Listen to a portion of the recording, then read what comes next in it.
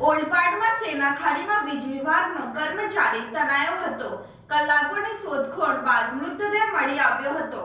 સુરત જિલ્લાના ઓલપાડમાં ભારે વરસાદને પગલે સેના ખાડીમાં પાણીની ભારે આવક થઈ હતી। આ દરમિયાન વીજ વિભાગમાં સિનિયર ક્લાસ તરીકે ફરજ બજાવતા ગણાવવા બાબુભાઈ શાંતિલાલ સાયકલ લઈને સેના ખાડી પસાર કરી રહ્યા હતા।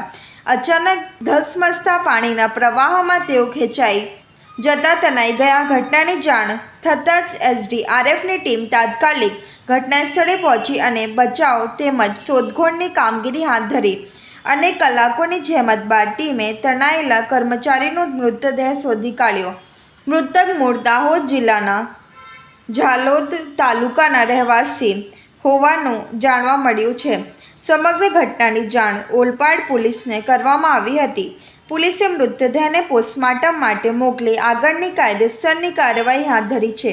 ભારે વરસાદને કારણે સેના ખાડીમાં પાણીનો પ્રવાહ સતત વધી રહ્યો હોવાથી સ્થાનિક તંત્ર દ્વારા લોકોને બિનજરૂરી રીતે પાણી ભરાયેલા માર્ગો અને ખાડીઓ પાર ના કરવા અપીલ કરવામાં આવી રહી છે।